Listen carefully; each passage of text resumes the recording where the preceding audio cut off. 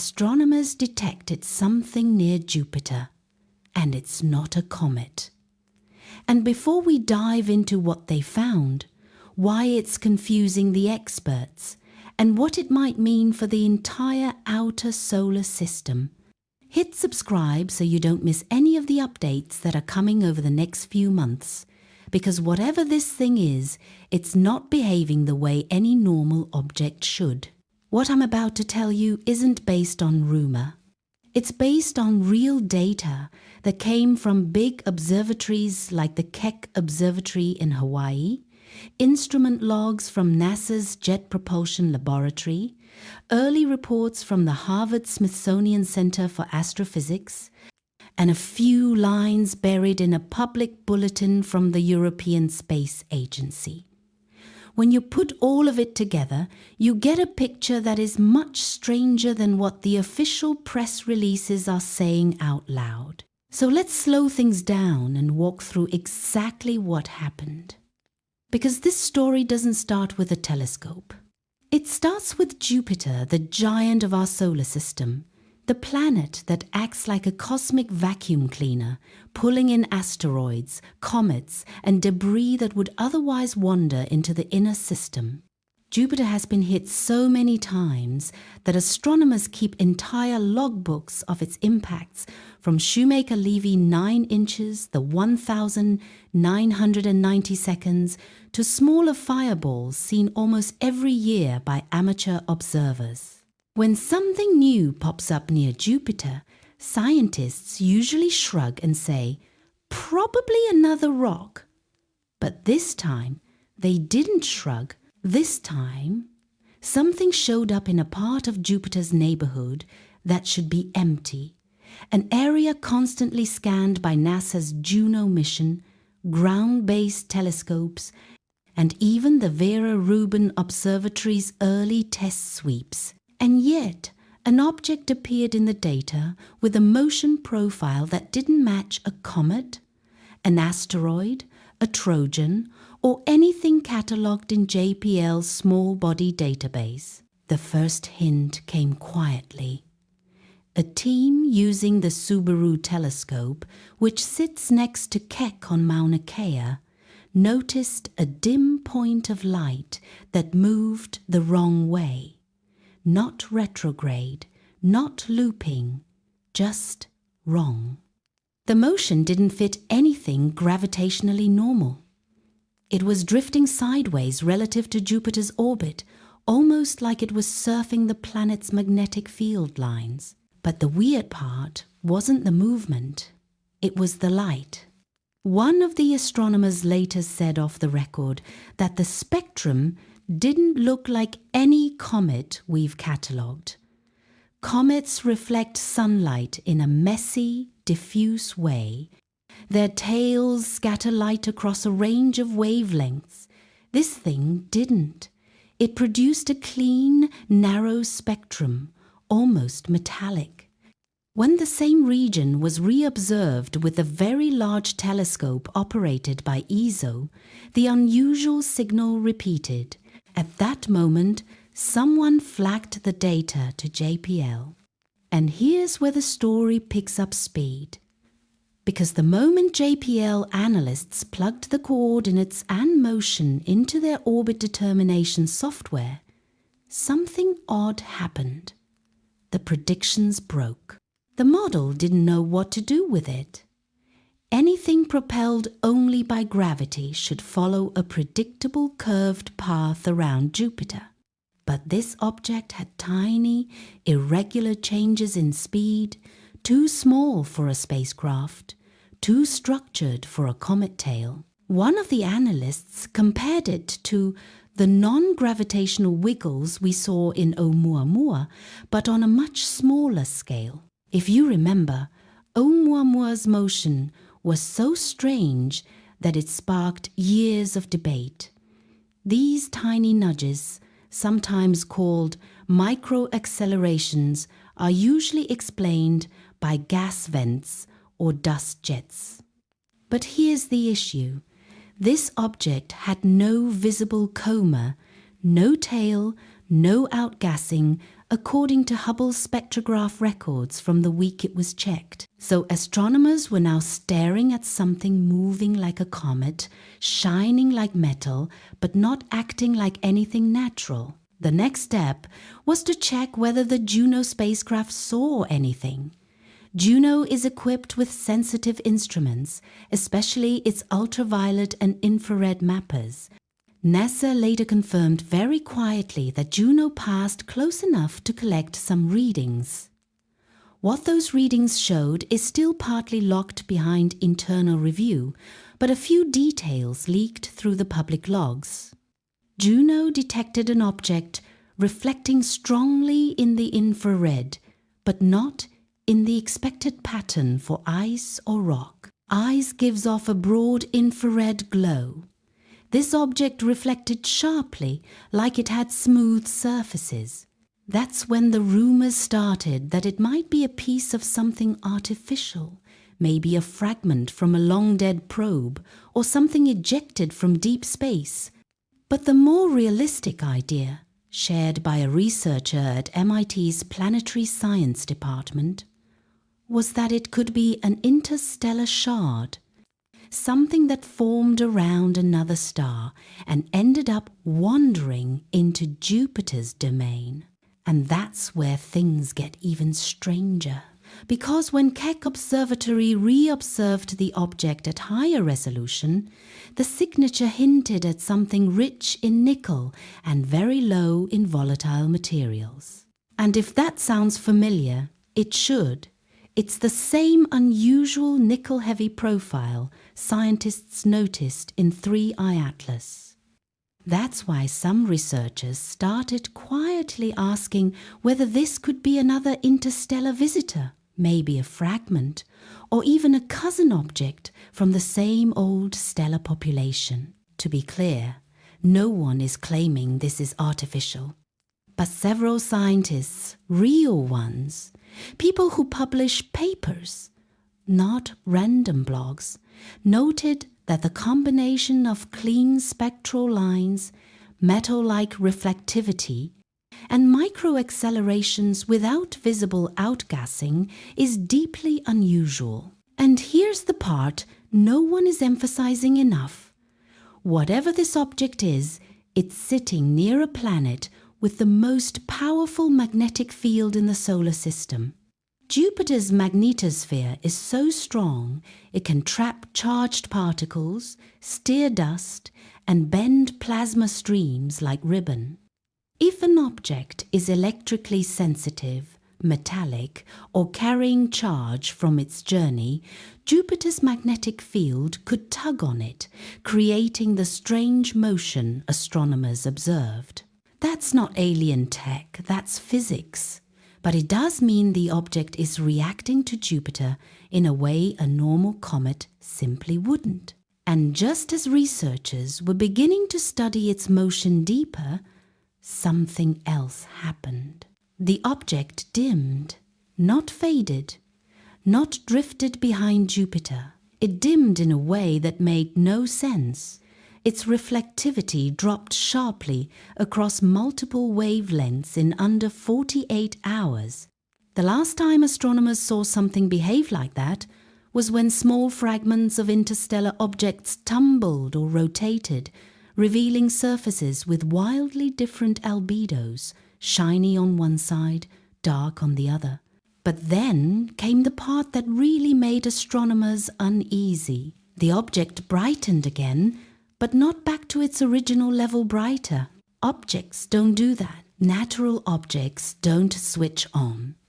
That's when JPL pulled in data from Arecibo legacy surveys to check for anything similar in old radar records. Nothing matched. The thing near Jupiter didn't behave like any asteroid. It didn't behave like any comet. It didn't behave like any known moonlet or Trojan object. And by this point, the orbital models stopped being helpful entirely. The object wasn't following a stable curve. It was drifting. Slowly? Purposefully? No. Probably not. But drifting in a way that made more than one scientist say, "Okay, that's weird." So that brings us to the real question. What exactly is sitting near Jupiter right now? And this is where the deeper scientific challenge begins, because astronomers can't even agree on what category this thing belongs to. Part of the confusion here comes from the fact that Jupiter's neighborhood is extremely complex. You have gravitational currents, plasma streams, dust rings, Trojan clusters, and a magnetic field that stretches millions of miles out. When something drifts through that mess, it can look like it's changing direction even when it's not. So scientists had to slow down and ask, are we seeing something genuinely odd, or are we being tricked by Jupiter's environment? That's when researchers at the Harvard Smithsonian Center for Astrophysics ran a digital reconstruction using data from the NASA Jet Propulsion Laboratory's Solar System Dynamics model. They tried to simulate every known natural cause: dust drag, plasma drag, solar radiation pressure, magnetic field interaction, and still the model didn't fully match the motion. It got close, but not perfect. The object had little kicks, tiny jumps in speed that didn't line up with any known force. That alone wasn't enough to say something extraordinary was happening, but it was enough to keep every major observatory watching. The Vera Rubin Observatory chimed in next. Even though it's not fully live yet, its early system tests can still track fast-moving objects with insane sensitivity. Rubin caught the object 3 different times. What they found was surprising. The brightness changes weren't random, they were rhythmic. That rhythm sent everyone back to the drawing board. Because a rhythmic pattern can mean rotation, but it can also mean a shape with uneven surfaces. Imagine an object shaped like a long shard or plate. When it spins, it reflects light in bursts. That's exactly what Oumuamua did, and the light curve from this object near Jupiter looked strangely similar. Not identical, but similar enough that scientists started whispering. One researcher at MIT even joked that the universe keeps throwing us these interstellar puzzles and we still don't have the manual. But, okay, maybe it's just a shard. Maybe it's a small fragment broken off something. Except for one complication: the temperature readings. Using data from the James Webb Space Telescope, yes, Webb pointed in Jupiter's direction during this whole event, scientists picked up thermal signatures that were inconsistent. A normal rocky body heats evenly, ice sublimates, metal reflects. But this object heated unevenly, like it had sections with totally different materials stitched together. This is where the theories began to branch out. One camp thinks it's a fragment of an interstellar object, something that formed around a star with a completely different chemical makeup. That would explain the nickel-rich signature that Keck Observatory picked up. It would also explain the odd reflectivity. If this thing spent billions of years drifting through interstellar space, bombarded by cosmic rays, its surface could be fractured, layered, and chemically strange. Another camp thinks it could be a captured fossil, something that wandered near Jupiter long ago, got trapped in a weak resonance, and is only now drifting back into detectable range. That would make it incredibly old, possibly older than the solar system itself. And honestly, that's not even the weird theory, that's the tame one. The third camp avoids microphones.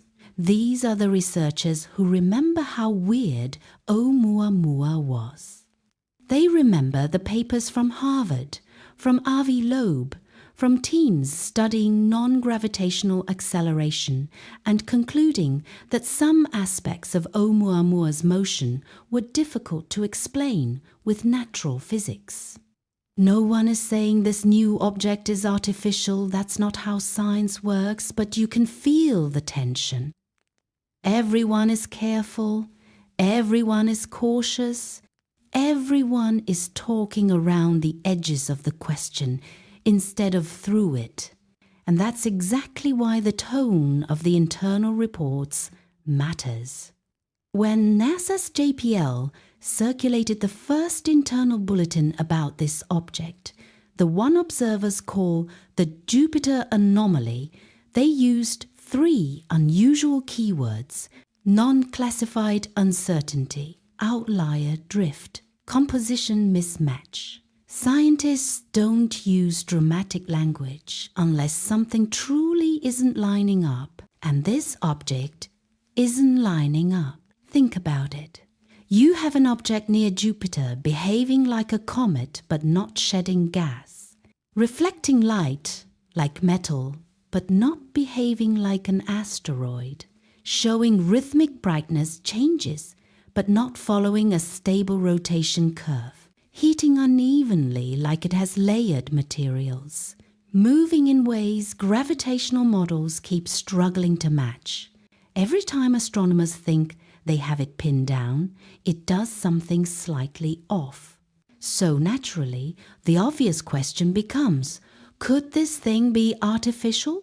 Could it be a probe, a fragment, a derelict, a piece of something from long ago? The responsible scientific answer is simple, probably not. But the curious scientific answer, the one whispered in observatory hallways, is we genuinely don't know yet. And this is where Jupiter complicates everything. Jupiter's magnetic field can induce electrical currents in metallic objects. It can torque them, it can spin them, it can brighten them, it can dim them. It can literally change how an object behaves. That means even if this thing is natural, Jupiter can make it look unnatural. So now, the task for scientists is to figure out what behavior belongs to the object itself and what behavior belongs to Jupiter messing with it. To do that, NASA has quietly spun up a multi-observatory campaign. Webb is watching the thermal changes. Hubble is watching the motion. Keck is watching the spectrum. Juno is watching the magnetic disturbances. And the Arecibo Legacy team is reviewing archived radar signatures to find anything even remotely similar from the past. All of them are looking at one small, faint, drifting object near Jupiter, which tells you how seriously the scientific community is taking this. Because objects near Jupiter are common. Objects that behave like this aren't. And the deeper scientists dig, the stranger it gets. Here's where things start getting uncomfortable for the scientists involved, because the more data they collect, the more contradictions show up. Not dramatic, movie-style contradictions, the quiet ones that make researchers sit back, rub their forehead, and say, okay, what is this thing actually doing? Take the motion analysis from Hubble. Hubble caught the object several times as it moved across the background star field. Normally, when you map these positions over time, you get a clean, predictable arc. Even if the object is being tugged by Jupiter, the curvature follows well-understood gravitational math. But the early plots didn't look clean, not broken, not impossible, just messy. Like the object had little momentary surges. Hubble's spectrograph records showed tiny but measurable jumps in apparent motion, not enough to scream non-gravitational acceleration, but enough to make the JPL Dynamics team run the simulation again, twice. The explanation could be simple. Maybe it's tumbling in an irregular way, so the light variations are tricking the motion model. but an irregular tumble usually creates chaotic brightness changes. This object is rhythmic and its motion is irregular. That mismatch alone is weird. Then Juno stepped in.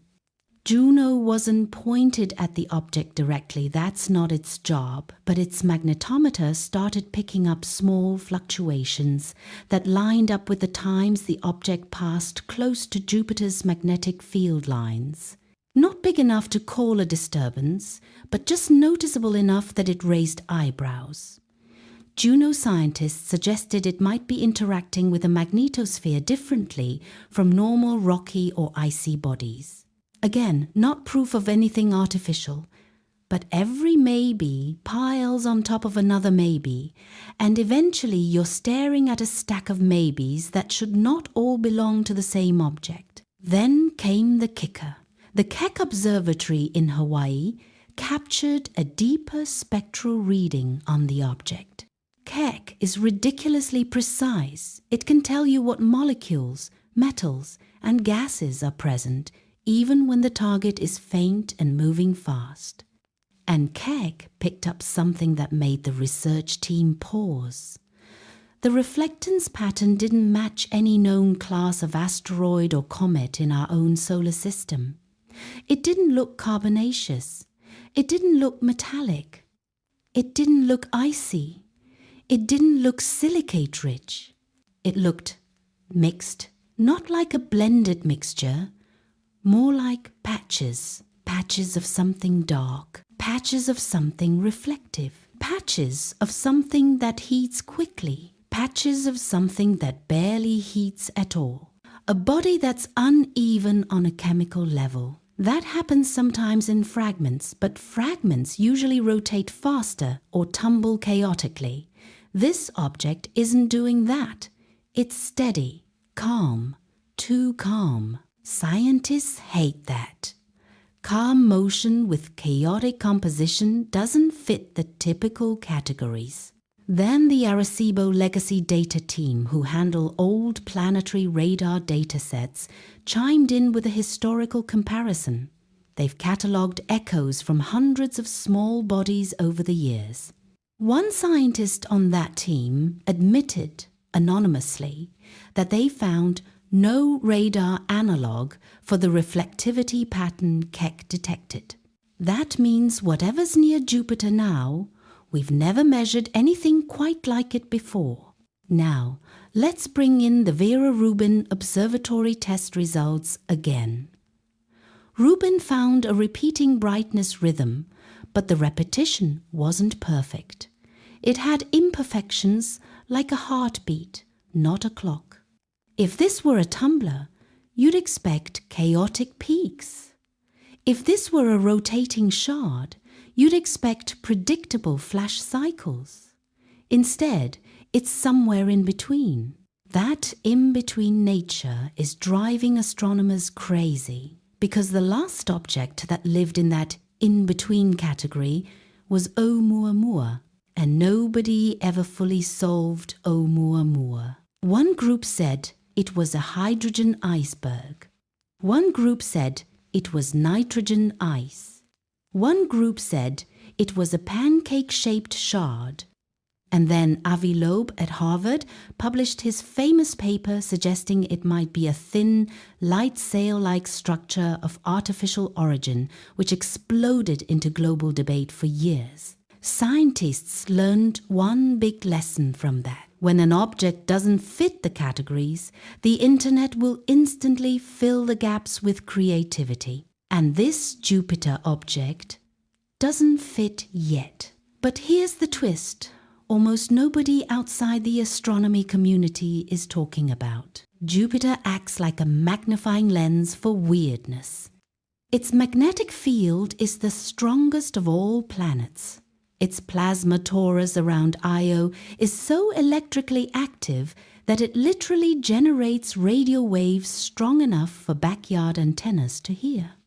Its gravitational pull can stretch and distort passing bodies, and in rare cases even spin them up. So some scientists think the strangest aspects of this object might be Jupiter's fault. Maybe Jupiter is twisting it. Maybe Jupiter is heating it unevenly. Maybe Jupiter is revealing behaviors the object would normally hide. But if that's true, something didn't add up, because Jupiter's influence should create predictable distortions, and this object isn't behaving predictably. NASA's JPL team knows that. ESO's analysts know that. Keck's spectroscopists know that. Webb's thermal imaging team definitely knows that. And none of them want to say it out loud yet. Not because they're hiding something dramatic, but because early data is dangerous. You make one wrong assumption, and suddenly the entire internet thinks we've found an alien probe hovering near Jupiter. But between the lines, you can sense it. This object is rare. This object is odd. This object is worth every telescope we've pointed at it. And so far, nothing about it is boring. Let's push deeper, because this is the exact point in the investigation where the mood inside the astronomy community shifts from interesting to okay. This might actually be a problem. The biggest red flag didn't come from telescopes. It came from orbit calculations. When multiple observatories track a moving object, Hubble, JWST, Keck, ESO, Rubin, all those positions get fed into JPL's orbital determination software. This is the same system that predicts asteroid paths decades in advance. It's one of the most accurate prediction tools in the world. And normally, when you feed in enough high-quality positions, the model tightens, the uncertainty shrinks, the orbit gets cleaner. But this object did the opposite. Every time they added new data, the uncertainty increased. Not dramatically, not enough to scream impossible. Just enough to make the JPL team tilt their head and say, okay, why is the model drifting instead of stabilizing? This is exactly what happened with Oumuamua in 2017. Except back then they had far fewer data points. Here, they have dozens of precise measurements taken from different angles across the solar system. And the orbit still won't lock perfectly. That alone doesn't mean anything artificial. But in astronomy, unexpected motion is like a crime scene with one missing fingerprint, small but suspicious. Now, mix in the second weird factor, thermal data. The James Webb Space Telescope captured faint infrared readings as the object reflected sunlight. Webb can estimate surface temperature even when an object is tiny and far away. The expectation was simple. If it's rocky, it heats up like rock. If it's icy, it heats up like ice. If it's metallic, it heats up faster and cools faster. But the temperature map didn't match any of those profiles. It heated slowly like ice, but it cooled quickly like metal, and in some wavelengths, it barely heated at all like a material with extremely low thermal conductivity. Only two things behave like that: certain complex carbon structures and manufactured materials. Again, not proof of anything artificial, but unusual enough that Webb's instrument team apparently ran the analysis twice. Now at the third anomaly, and this is where things start getting uncomfortable. Radio silence. Jupiter is loud in radio wavelengths. Extremely loud.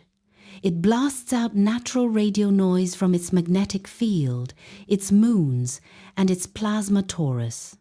Normally, when an object passes near Jupiter, it interacts with this environment and creates some measurable effect. A reflection, a distortion, a spike, anything.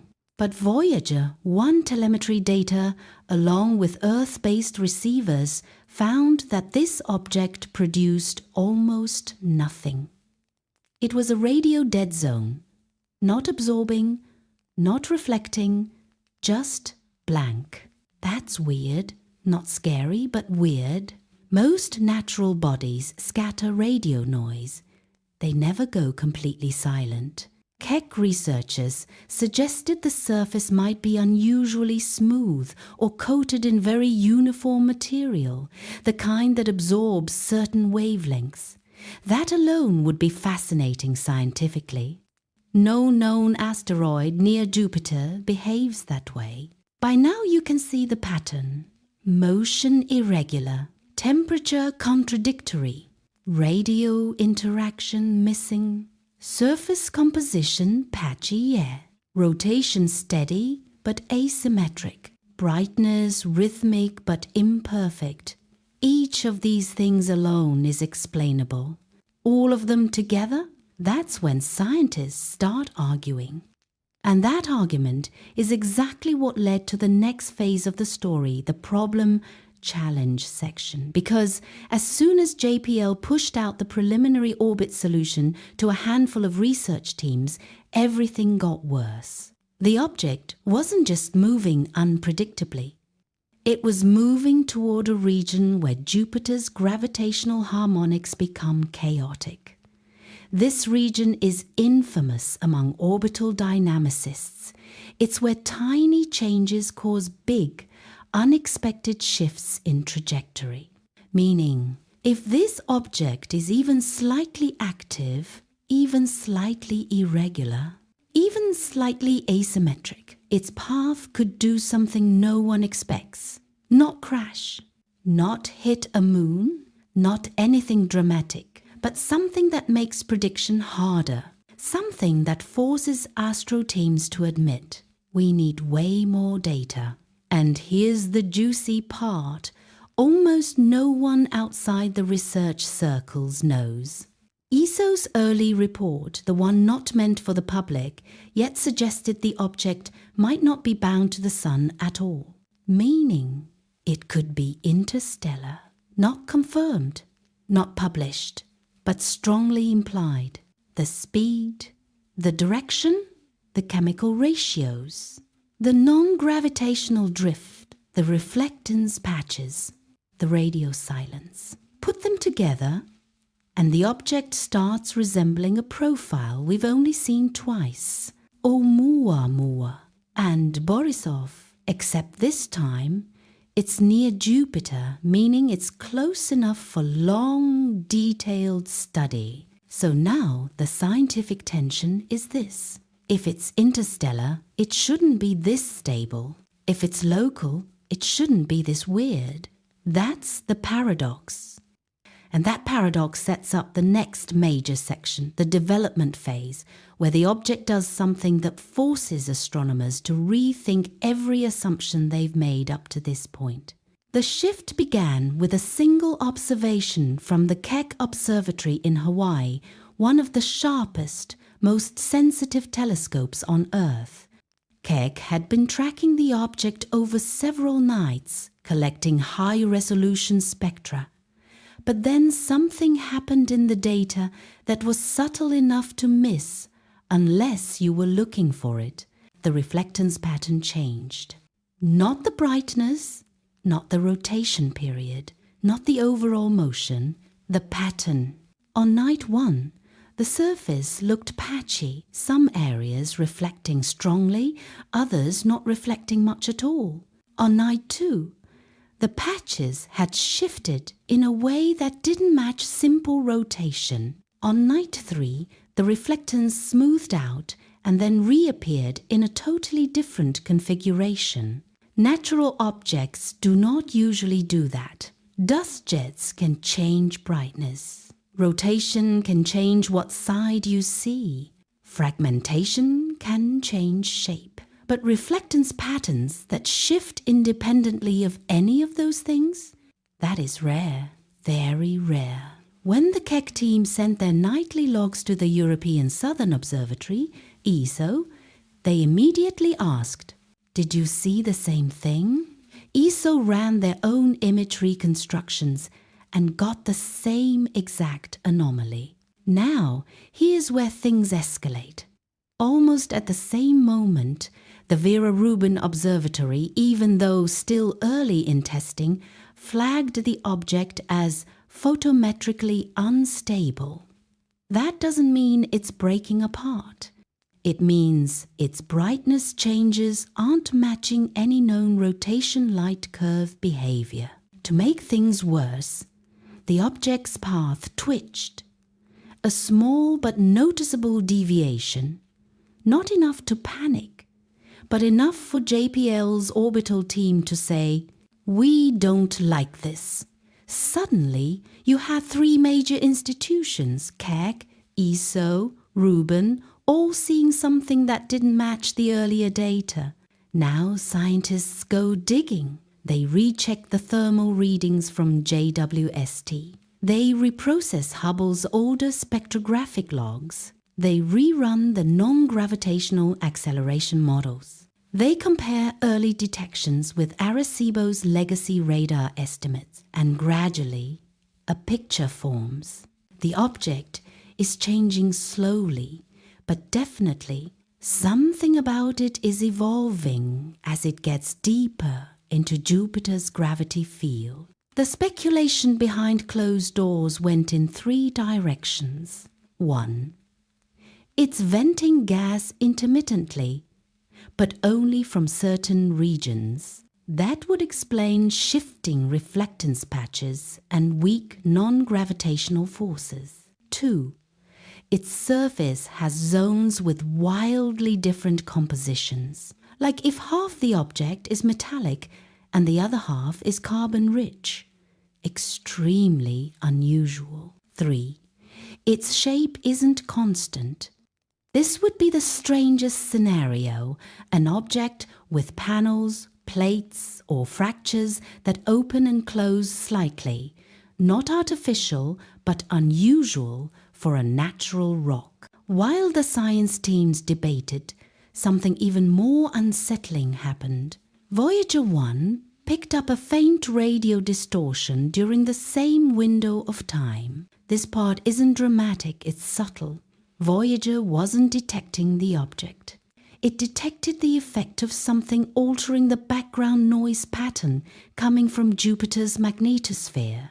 No signal, no message, no transmission. Just an unexpected blip. When the Voyager telemetry team at JPL overlaid the timing with Rubin's light curve anomalies and Keck's reflectance shifts, the timestamps lined up within minutes. Now, that could be coincidence. Space is full of noise, but it was enough to make people stop pretending this object was just another rock. And this led to the next major turning point, the one nobody wanted to talk about publicly. The object started emitting a faint tail, but not in the direction anyone expected. Natural comets form tails pointing away from the Sunday. This object's tail pointed sideways, not toward the Sunday, not away from the Sunday, sideways. ESO described it as non-radial dust emission. Vera Rubin called it directionally inconsistent. JPL used the phrase vector uncorrelated outflow. That's science language for this should not be happening. And here's where you feel the room change, because once you see a sideways tail, you cannot pretend you're looking at a normal comet anymore. At this point in the timeline, NASA still hasn't gone public. No live stream, no briefing, no official statements. But internally, they know they have a problem. The object is active. It's evolving. It's interacting with Jupiter's magnetic and radiation environment in ways that don't line up with any known class of asteroid or comet. And then Jupiter itself does something that shakes the entire investigation. Juno detects an unexplained electromagnetic fluctuation right as the object crosses a magnetic boundary near the planet. It's faint, it's brief, but it's real. And the timing is too perfect to ignore. That's the moment scientists realize This object is doing something they've never seen before. Not dangerous, not artificial, but absolutely unfamiliar. The shift from curiosity to urgency didn't happen because the object looked strange. It happened because Jupiter reacted. The Juno spacecraft has been orbiting Jupiter since 2016, measuring everything from magnetic fields to charged particles. It's incredibly sensitive, built to detect tiny changes in the planet's magnetosphere that most spacecraft wouldn't even notice. But on the exact day the object drifted into Jupiter's outer magnetic boundary, the magnetopause, Juno's instruments logged a sudden spike, a real one. Not noise, not a glitch. A sharp fluctuation in the local magnetic field strength, followed by a brief drop in electron density, then a pulse. A clean, measured pulse. Not a signal, not communication, but something interacting with Jupiter's environment in a way scientists had never seen from any incoming object. When the Juno team sent the report to the Jet Propulsion Laboratory JPL, the room went quiet. This is the moment NASA stops treating the object like a curiosity and starts treating it like a case study, something that requires coordinated monitoring across multiple missions. JPL flagged the object as priority anomalous.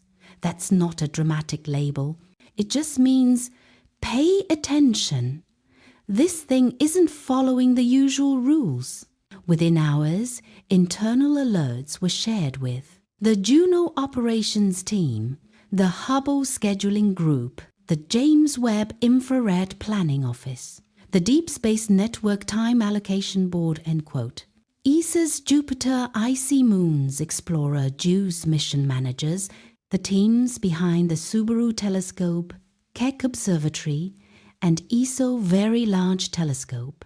Not because it was dangerous, but because it was unpredictable. If something doesn't behave like a comet, and doesn't behave like an asteroid, and doesn't behave like an interstellar rock, you do not ignore it. You watch it.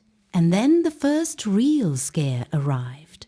Vera Rubin Observatory, even though still not fully operational, caught a new anomaly. Not reflectance this time, not brightness, not tail orientation, motion. For a 6-hour window, the object appeared to move ever so slightly off its calculated trajectory and then drift back. Not a big deviation, not enough to indicate control or propulsion, but enough that the orbital solution had to be adjusted. JPL reran the numbers. ESO compared their tracking logs. Keck cross-checked parallax corrections. NASA even pulled decades-old Arecibo legacy data to test their error ranges. After 2 days of reprocessing, the teams came to a single shared answer. The object performed a micro-deviation caused by an internal burst of outgassing, but the direction of the burst didn't match the visible dust jet. That is extremely unusual. Dust jets should line up with the forces that push the object. But here, the visible jet pointed sideways, while the force pushing the object came from a different direction entirely. This is where everyone, scientists, engineers, analysts, had to admit they were dealing with something far more complex than they expected. Theories started flying inside these teams. Maybe the object has deep subsurface pockets, releasing gas unpredictably. Maybe its structure is porous, with vents spread around like Swiss cheese. Maybe solar heating is triggering pressure explosions under the crust. Maybe its rotation is chaotic, hiding the angle of vents we can't see. Maybe the dust jets we can see aren't the ones doing the pushing. Any of those ideas would be interesting. All of them happening together would be bizarre. But then, just as the scientific debate reached maximum intensity, something external forced NASA's hand. An amateur astronomer posted an image online, clearer than Lucy's, sharper than Soho's, cleaner than Hubble's quick-release frames. He stacked, aligned, denoised, and enhanced dozens of images from a night-long session. And when he published it, the internet exploded, because the object looked nothing like a comet or an asteroid. It looked structured, not artificial, not engineered, but layered, as if it had plates, fractures, or segments that caught the sunlight differently, as if parts of it were rigid while others were shedding dust, as if it was in the middle of some kind of transformation. NASA's silence suddenly became fuel for everything people were already whispering. Within hours, conspiracy groups started pointing fingers. Space forums lit up. X, Reddit, YouTube, everyone wanted answers. So NASA had a choice. Ignore the noise or address it head-on. They chose to talk. That live stream was not planned. It was rushed, reactive, and defensive. And everything they didn't say during that live stream is exactly what we're going deeper into. They tried to calm the room with numbers and calm the public with disclaimers. But the more they talked, the more obvious it became that they were stepping around something, not hiding it, but tiptoeing so carefully that you could feel the tension through the screen. And the moment that tension snapped was when the live stream reached the Q&A.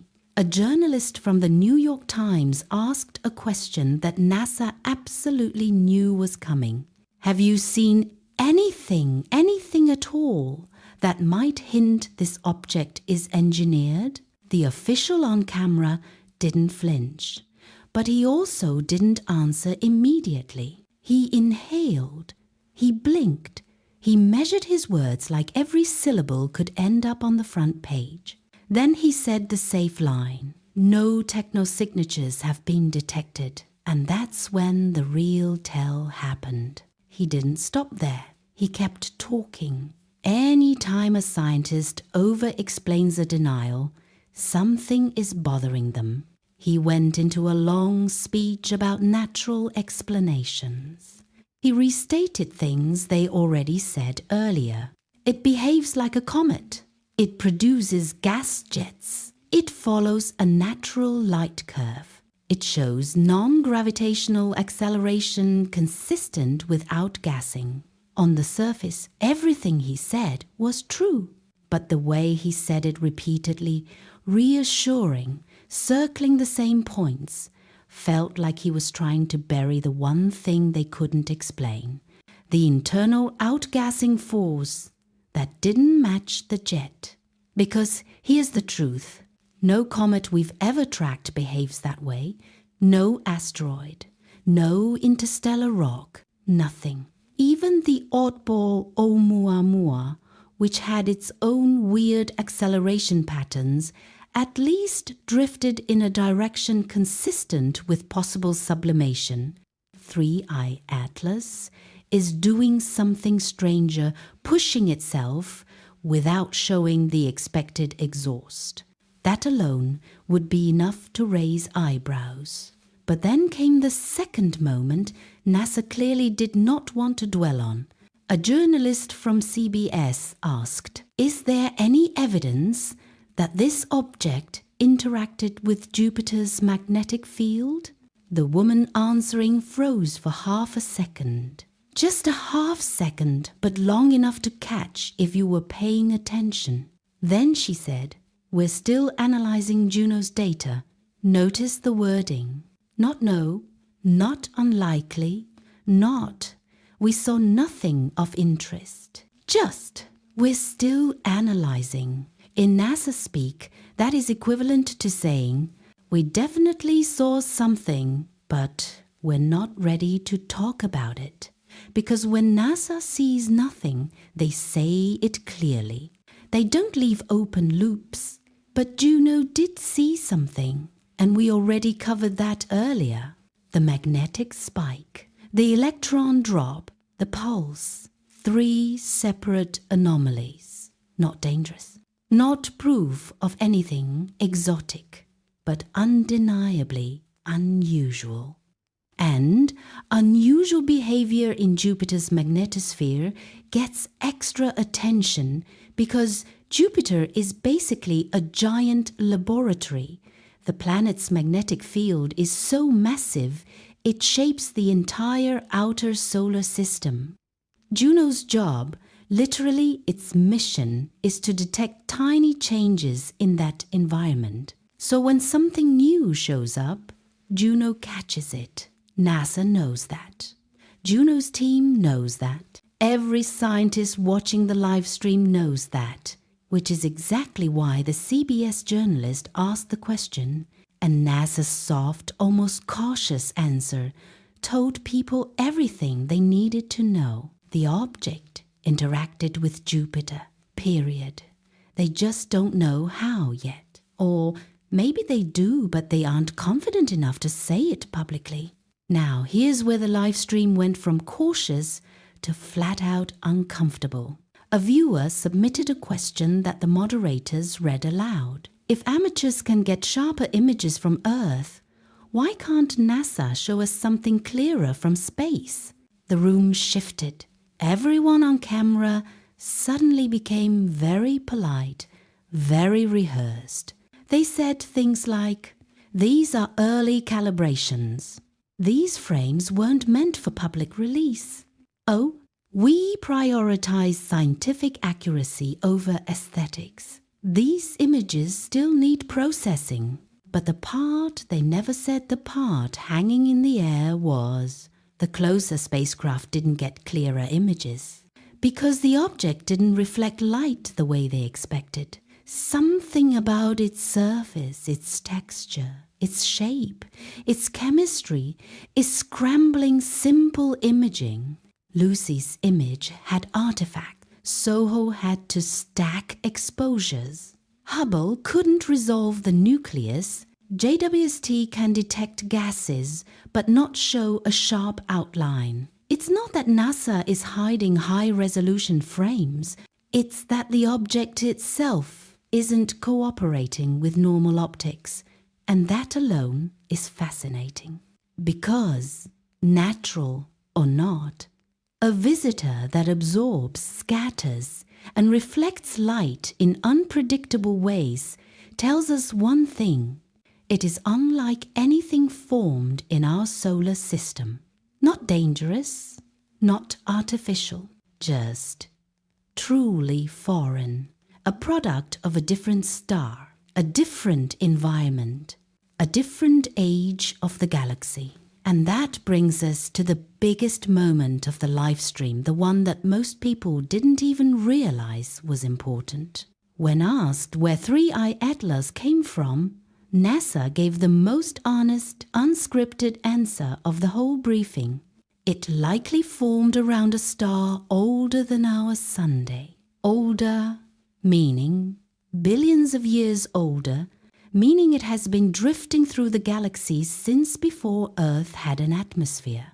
Meaning this thing is not just a visitor, it is a relic, a fossil of another star system, a piece of cosmic archaeology, a time capsule from an era before the planets we stand on even existed. And that's why this discovery matters. That's why the live stream felt tense. Not because NASA is hiding aliens, but because they are holding something far more precious. A physical sample of a star system that died before humanity ever crawled out of the ocean. This isn't hype. This isn't rumor. This is what the data already points to. They moved on quickly after that older star, Comet way too quickly, and that alone tells you how big that line really was. Because once you say something comes from a star older than the sun, you're not just talking about a comet anymore. You're talking about a piece of deep galactic history drifting into our backyard. And NASA knew exactly what they were stepping into, because the very next thing they suddenly emphasized was how early all the data still is. That shift wasn't random. It was intentional. And as soon as they opened the floor again, one of the questions finally hit the pressure point. Does the dust composition match anything we've seen before? This is where you could feel the entire panel hesitate, not for long, but long enough for anyone listening closely. Then the scientists answering said the safest possible version of the truth. The dust appears unusual. The polarization is different. The grain size distribution might be different, but it's too early to say. Too early to say. That's the new NASA version of, yes, something is weird. Please stop asking until we understand it better. Because this wasn't vague hand-waving. We already know exactly what they're talking about. When astronomers study a comet's dust, they measure how light scatters through it, the polarization signature. Homegrown solar system comets tend to fall into two big categories of dust: fluffy and carbon-rich, or dense and mineral-rich. But 3I Atlas seems to fall in between, or outside both. This fits with what the European Southern Observatory found in their early spectra. A combination of strong CO2, low water, and an unusually high nickel to iron release means the dust isn't behaving like the icy material that built our Oort cloud, and we shouldn't expect it to. It came from a different stellar nursery entirely. But here's the catch. Different dust also means different fragmentation behavior. And that leads straight into the next weird moment NASA glossed over. JWST's data isn't matching what ground telescopes expected. Ground-based telescopes, especially Keck Observatory in Hawaii, predicted a certain water production rate and brightness pattern based on the warming of the surface. Then JWST observed it in infrared, and the numbers didn't line up. NASA didn't talk about this directly in the live stream, but they hinted at it when they said, there are still calibrations and cross-checks underway. Translation: Webb saw something they didn't expect. Not something artificial, not something dangerous, just something new. Something they don't want to report prematurely, because one wrong number and the rumor machine goes into overdrive. But we know the general shape of the mismatch. The thermal signature is too low for the amount of gas coming off the nucleus, meaning 3I Atlas is releasing gas without heating up the way normal comets do. That is extremely strange. And it ties into the biggest unspoken thread of the whole briefing fragmentation. There is increasing evidence that 3I Atlas might be breaking up. Not violently, not explosively, but subtly, internally, from stresses caused by uneven heating on material that has been frozen for billions of years. The Mars-based images hinted at not one, but multiple jets coming from different points. The Lucy backlit image showed a shape that looked slightly lopsided. Amateur images from Earth show possible asymmetry in the inner coma. NASA danced around this. They didn't confirm it. They didn't deny it. But when a reporter asked whether it had exploded, one scientist practically sprinted to clarify. Jets don't necessarily mean explosion. That's true, but they can indicate cracks widening or pockets of trapped volatile gas suddenly releasing. And remember, this thing has been in deep space for possibly billions of years without being warmed like this. The stress alone could be enough to fracture it, Then came the biggest moment everyone missed. The question about non-gravitational acceleration. A journalist asked, "Are you seeing anything unusual in its trajectory?" NASA's orbital specialist answered, "So far, the accelerations are consistent with natural outgassing, but the uncertainties are still large."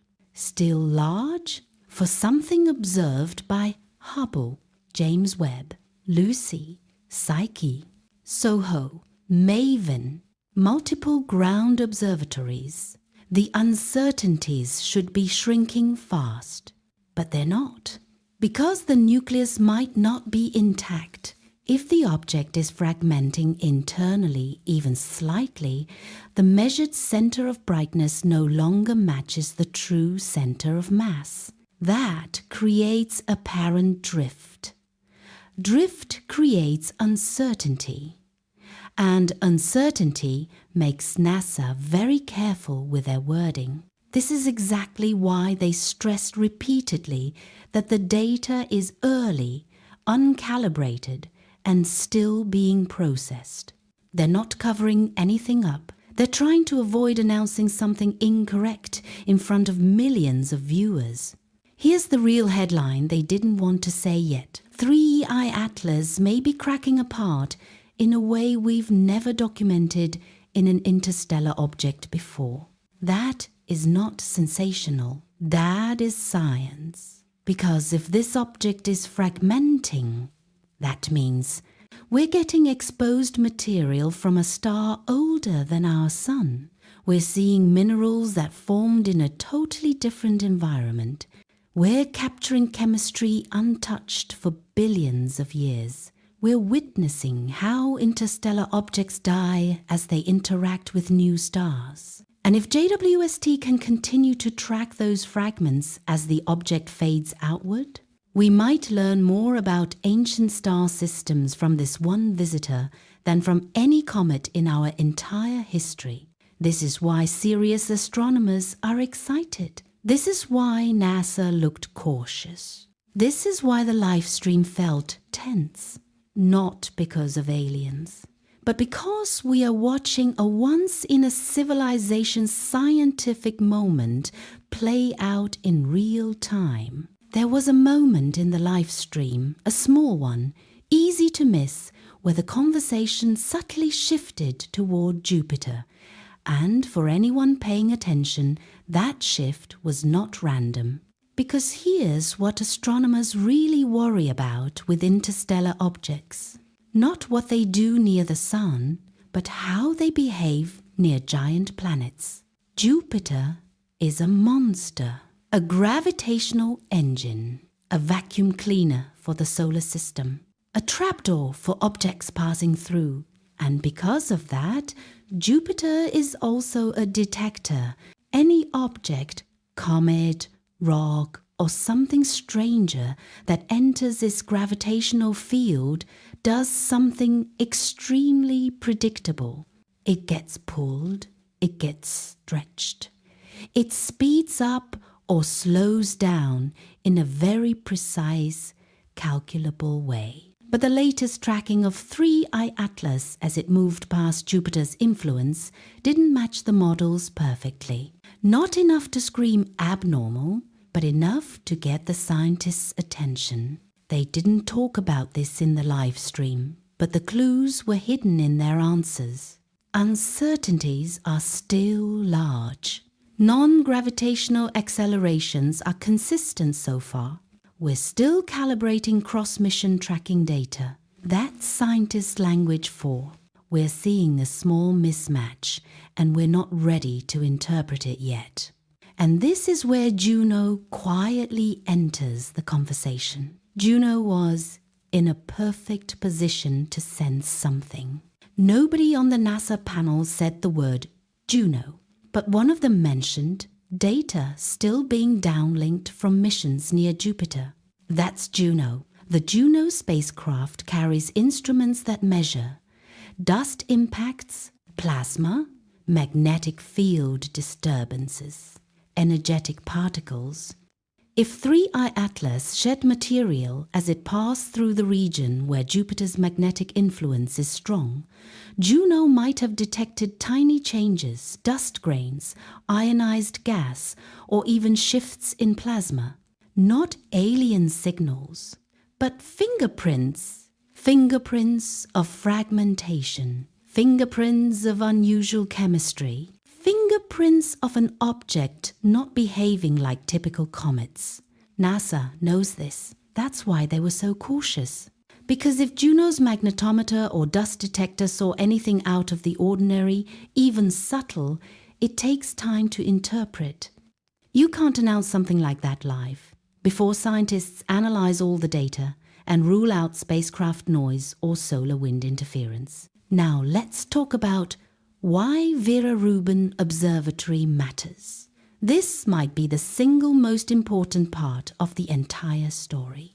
The Vera Rubin Observatory, coming fully online soon, is designed to scan the whole visible sky every few nights with a massive 8.4-meter telescope and a gigantic 3.2 gigapixel camera. This is how astronomers will detect fast-moving interstellar objects, faint, distant fragments, broken nuclei, unusual brightness patterns. And NASA subtly hinted at this in the live stream, saying future objects will be easier to catch and track. But what they didn't say directly is this. Rubin will reveal whether 3I Atlas is fragmenting right now. Because once it starts its wide field scans, any small piece of 3I Atlas drifting on its own trajectory will show up as an anomaly, a faint dot moving in a way that doesn't match stars or known asteroids.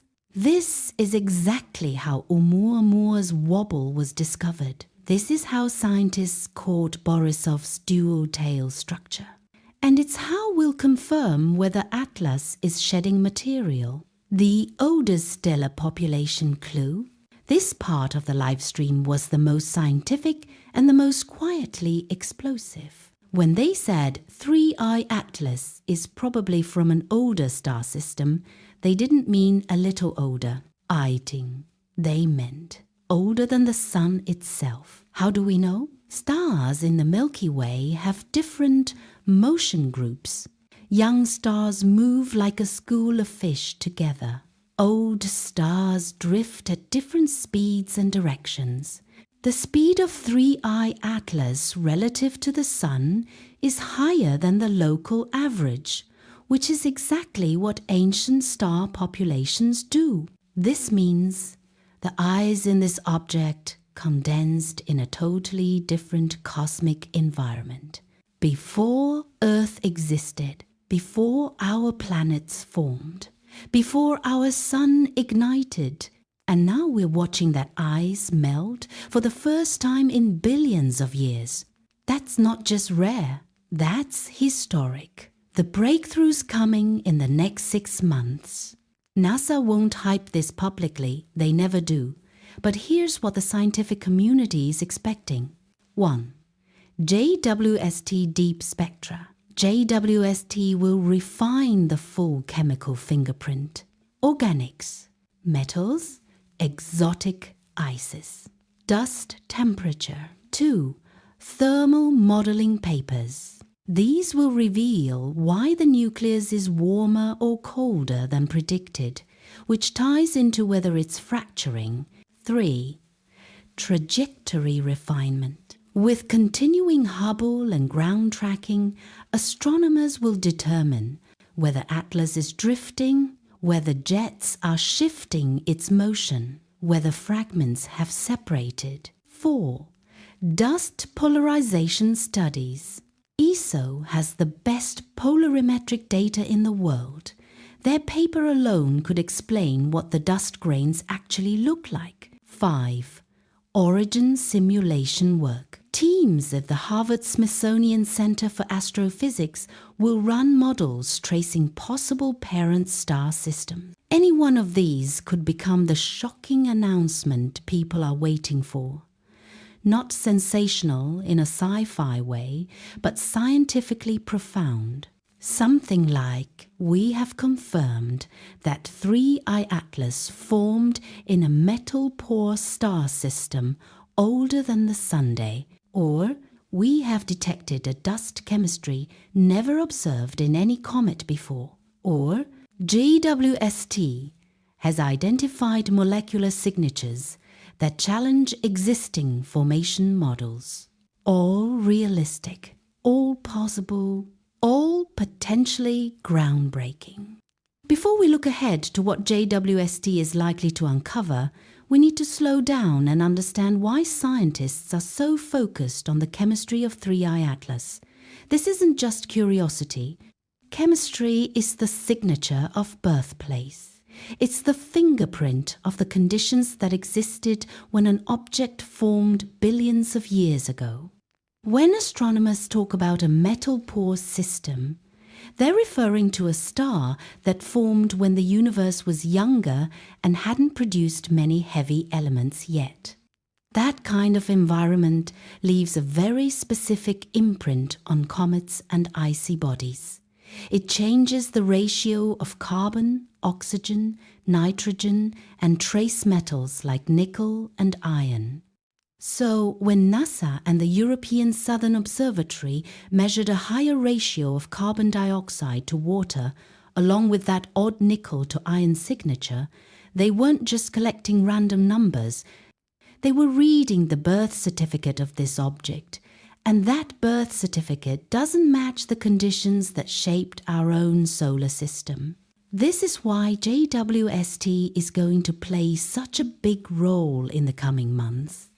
The James Webb Space Telescope has already observed 3I Atlas once, but Webb is unique because it can continue tracking the object long after every other telescope loses it. Webb doesn't need reflected sunlight. It detects the faint thermal glow of dust and molecules at wavelengths the human eye can't see. That means even after 3I Atlas fades beyond the reach of Keck, Subaru, ESO, and Hubble, Webb will still be watching. And that matters because changes in its thermal signature over time will reveal whether the object is cracking, shedding, or evolving. If 3I Atlas starts fragmenting as it leaves the inner solar system, which many astronomers quietly expect, JWST will be the only observatory that can actually watch that happen. And if fragments break off, each piece becomes its own sample of material from another star system. In science terms, that's priceless.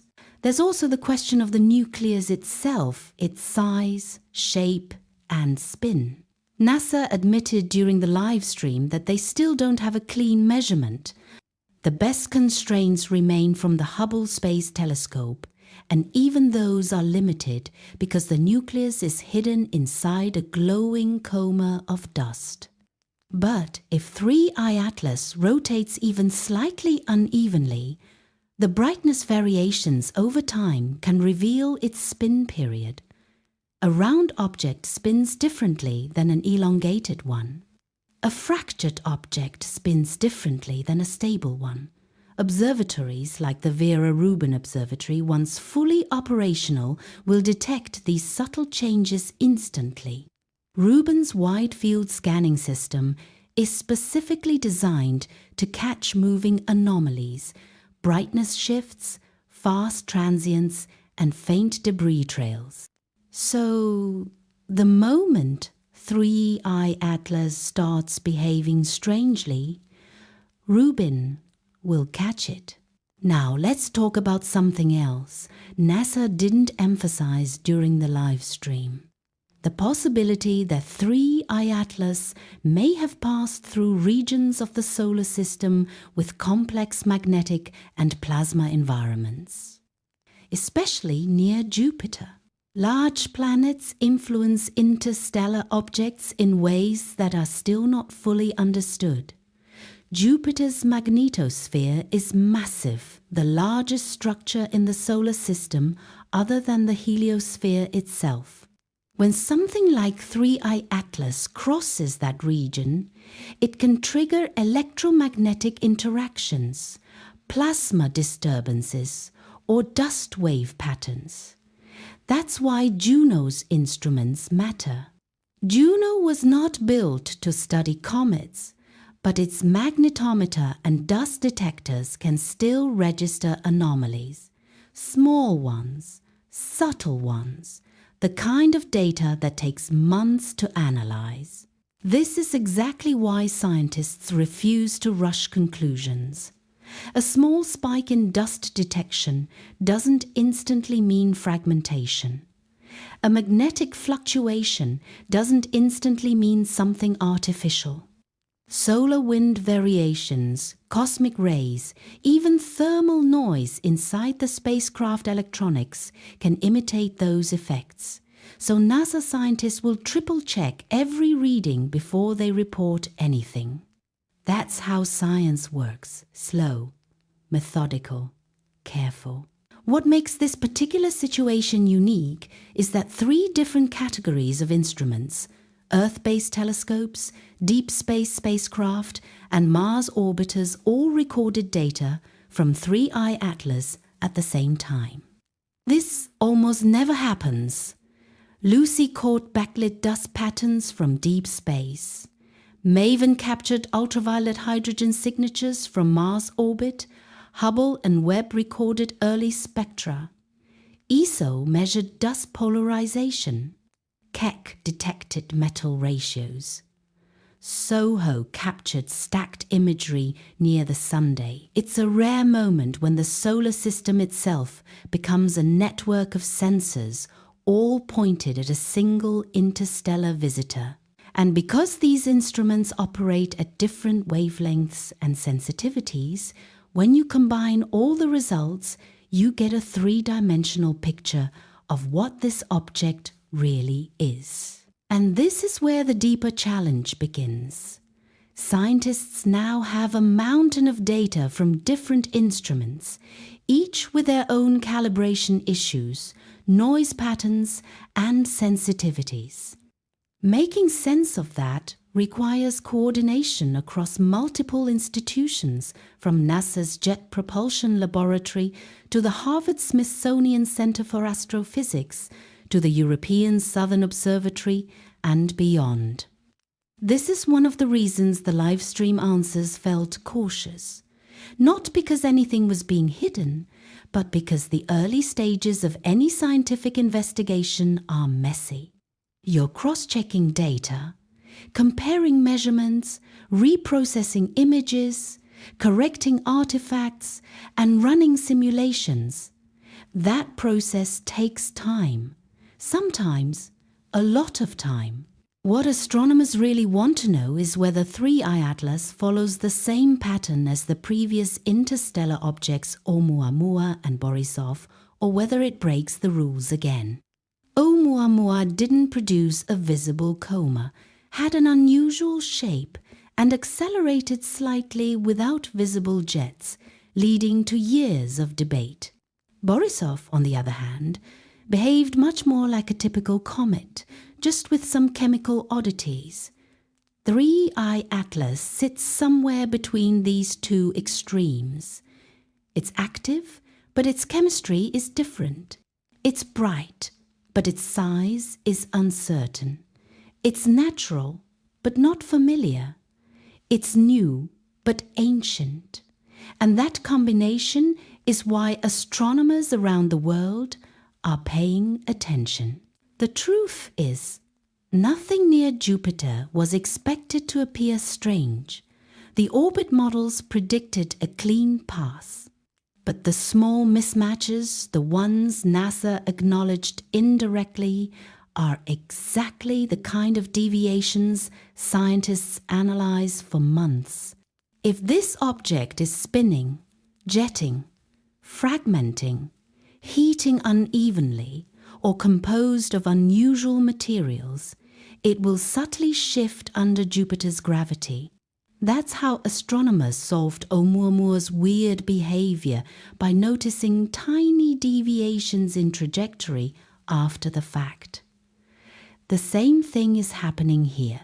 And the big question, the one astronomers don't say out loud, is simple.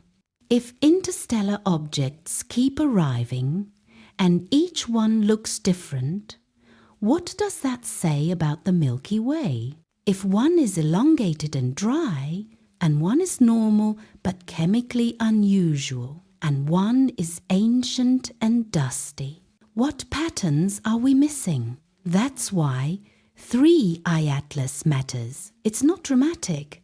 It's not explosive. It's not alien. It's something deeper. A sample, a messenger. A fragment of a time before our own solar system existed. All of this brings us to the moment that pushed astronomers from curiosity into genuine concern.